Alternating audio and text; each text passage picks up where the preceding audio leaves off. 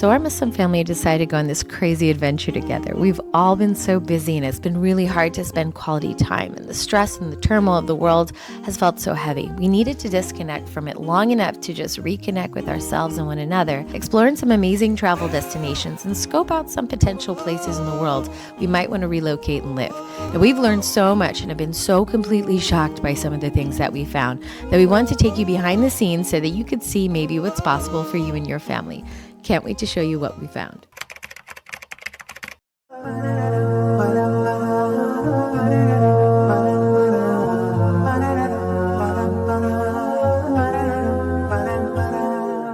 If you've already been following our journey so far, we've already been to Italy. We went to Venice, Rome, and Naples and had some of the best and most iconic food the world talks about. We went on to Qatar for the whole desert vibes of going to there in the summer.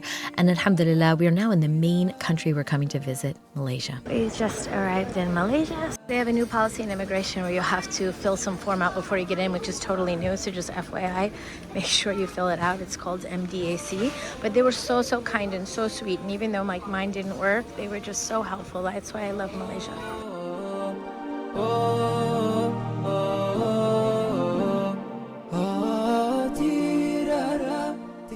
There's definitely a huge hype right now about moving to Malaysia. People are just generally tired of the hustle and bustle of life.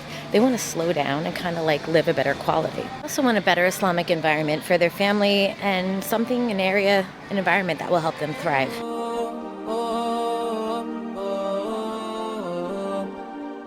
Let's go. I'm going to take you with us on this trip, and inshallah ta'ala, you're going to see exactly what it's like behind the scenes to stay in an apartment, actually go check out the schools, just general life, what it's like, cost of living. And inshallah ta'ala, who knows, maybe to help you with your decision about moving abroad. By the end of this video, I'll let you know if we decided to move to Malaysia.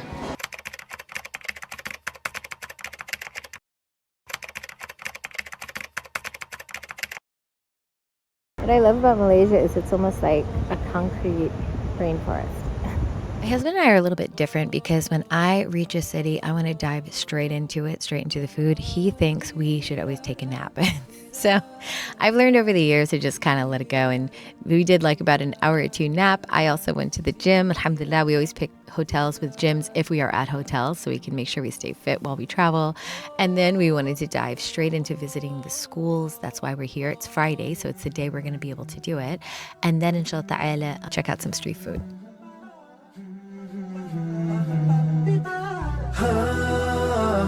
One of the biggest things I look forward to when I'm coming to Malaysia is the street food, because if you know anything about Southeast Asia, the best food is in the street food. I'm not going to say restaurants aren't amazing, but definitely are. So looking forward to so many gems. You will find so many things from just random vendors that don't have brand names. And I love to support local brothers and sisters doing business, but like it's also just so lovely to discover these little gems everywhere. And I found a couple of those today. One of the things I love to get are the drinks in Malaysia. So we're going to see if we can get this icy coconut drinks. I'm contemplating to try this one. They said it's like sweet potato.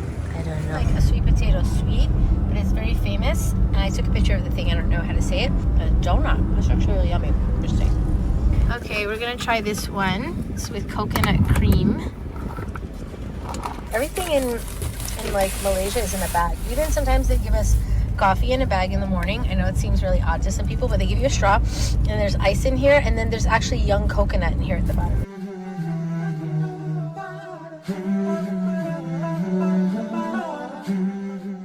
So one of the things we're doing while we're here is we're exploring Islamic schools to see if we want to relocate our children, what the experience is like in the schools. So we're looking for something with strong hifz and all that.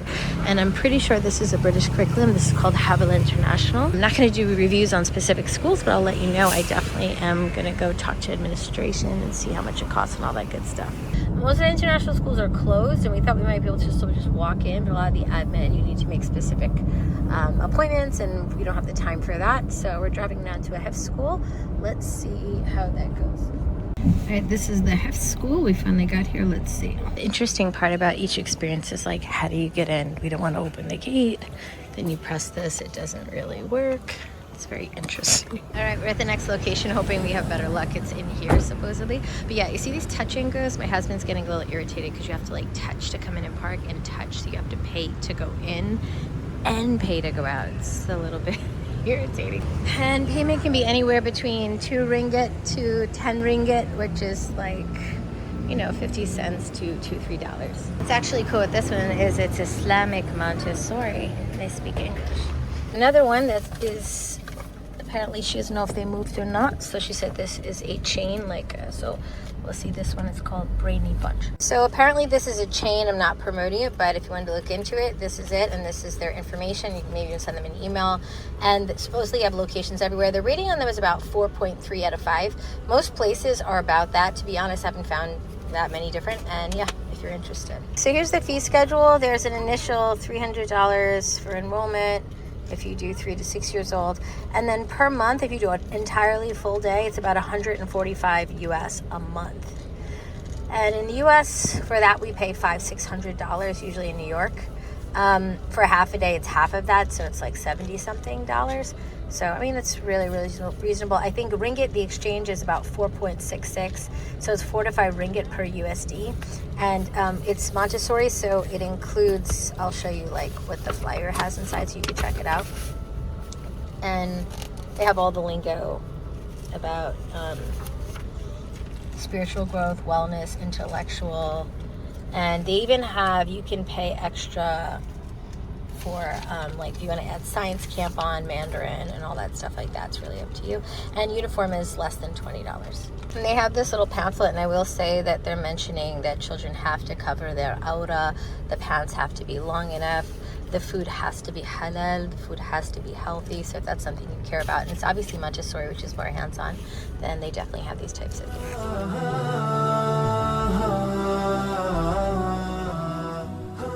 So we're in Brixfield, which is basically little India in Kuala Lumpur.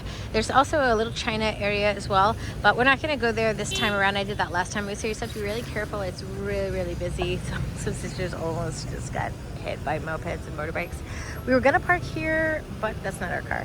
But everybody has tickets, so we decided to go into a car park. There's a public car park, but there are very few parking spots. So my husband is circling all around.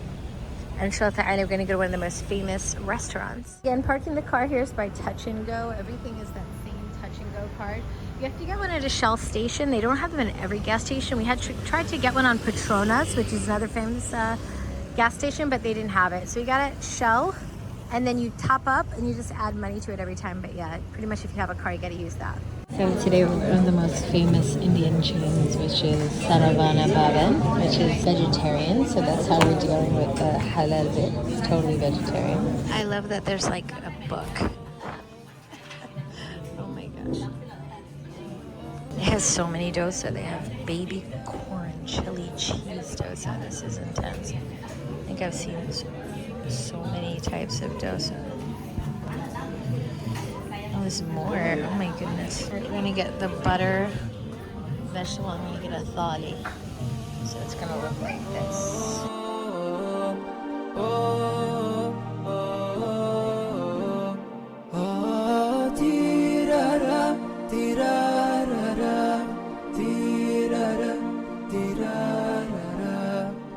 This was $3, $2, $5. So at this point, we went back to the hotel to take a rest. You're going to see for the majority of my stays in Asia, I do not actually choose to stay in hotels. This was just something I had to do, but we're going to go on to an apartment later on this video that you're going to see.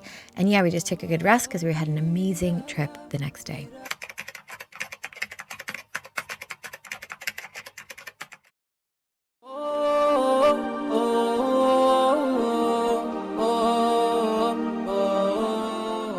So we're here in Putrajaya at the Pink Mosque, and it's like, subhanAllah, you think we saw like a famous person, the way my kids are like screaming in the car excited. Alhamdulillah.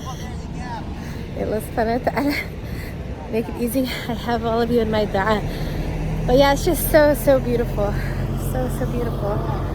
People who are not Muslims to put on clothes out of respect for the masjid. Everybody looks like Harry Potter, my kids are. If you ever saw my Ramadan journal, the cover of my Ramadan journal, especially if you're a Thrive member, is this. It's literally on top of it. It's on top of the pink. Subhanallah, I didn't even know I'd ever be here. You know, subhanallah, you never know. That's insane. Now, every masjid is beautiful, absolutely. But a pink mosque, I mean, come on. This is where the girly side of me comes out. I mean, who doesn't want to see a beautiful pink mosque? So it also, if you've ever seen our Ramadan Recharge book that we use in Ramadan to help women excel in actually achieving their goals in Ramadan, the front cover is this mosque. So it's kind of surreal to like go inside of this mosque and see it. And I want to take you along with me and my family. And then also we got some Qur'ans to donate to the community and also give out to friends. So like you might have seen in my other videos, things don't always go as planned. For some reason, because we went to see the Pink Mosque, it was on the way as we were traveling, you will see that we didn't actually get to go inside the highlands. I wanted to show you that we went to the Boti plantations, if anyone's like, what's called BOH, Boti plantations. And alhamdulillah, when we went last time with my kids, I'll show you a couple clips here from Instagram. It was absolutely beautiful. I had one of those moments where I'm sitting on top of a hill looking down at like the lush green and just thinking subhanallah, alhamdulillah. And my kids loved it. We played on the top of the mountain, we walked trails. It was amazing. But you know what, it closes at 4 p.m. apparently. It took us 3 hours to climb this hill in a car. It was insane. And we got to the top and they turned us away like 4:30, and we begged them to go in, but they said no. And we were like, qadallah mashafa. My husband was not happy that I took him through that trek for that. He says, we're driving to the top of a mountain for tea, to look at tea. Is that what you girls do? And I said, yes, we love this stuff. And then he thought I was crazy. And then we bought some packs of teas from a local place because I was going to buy their tea, and that was it. We went home. So that was my blunder. It was totally my fault. I didn't realize they would close at 4. I thought that was really, really early, but alhamdulillah, we learned our lesson and we, moved on to some other amazing things. So what I love is in Muslim countries, you could pray at the gas stations. So that's what we're about to do. So, bismillah. Oh, they have wudu. And this where to pray. And they even have the clothes. So through our travel, we definitely were excited to get to the apartment because this is going to be the big one for us. We could really feel a country by living amongst the people. So we decided to pick an apartment, had kind of like a minimalist Japanese type theme, and we are going to see what it feels like to actually live in Malaysia. Now, one of the first things I will tell you flat out is Malaysian buildings are huge. On average, they're between like 40 to 70 stories high. So we ended up getting what it was like the 65th floor. It is so high, and to look over ledges and look down and just know it's like a very typical thing if you're going to live in KL to have these big, huge apartment buildings. But with them come amazing perks. I wanted to show you around the apartment. This is about a 2-bedroom apartment, and alhamdulillah, this would rent for about 500 a month for the 2-bedroom, and then all the facilities. What's going to make this are all the facilities. Now, from a person who comes from the US, when you live in the major part of the city, it costs you between $2,000 to $3,000 for a 2-bedroom apartment. 500 is a steal, right? On top of that, you're not going to get amenities like I'm going to show you in a second. And alhamdulillah, this is actually like if you want to rent this, we came here as a rental for just a couple days. It was about $30-something a day, 40, which is very high because we're in the summer. If you came in off peak, it'd probably be something like 20-something. And honestly, $15-16 a day is how much it actually should cost, like if it was $500. But this is the cost of living here. And you're going to see in a second how amazing this building is. Mind you, below, there are also shops and restaurants and like little convenience stores. It's incredibly convenient to live there. I will say that. You just have to be okay with how high you might be up. To get an idea of how tall this building is. It's so tall. 66 floors. This is the 66th floor. That one's even higher. This is on the 8th floor. It's less high. Oh, so cute. And then they have a gym. We found the real gym. Oh, they have a basketball court over there. All of this is a pool. All along, all the way down to a bigger pool. In these big buildings, this is how you get your Amazon packages. This is the mailroom. Nighttime was absolutely beautiful. I can't imagine, like, if I took my kids to school, we came home, we went in the pool after school, and we just swam and relaxed at night after dinner or something like that. This scene is beautiful, and this would be an amazing way to live. I also like the fact that as a parent, I don't have to take my kid anywhere. I could just go to the park and go to the pool, and it's right in my building.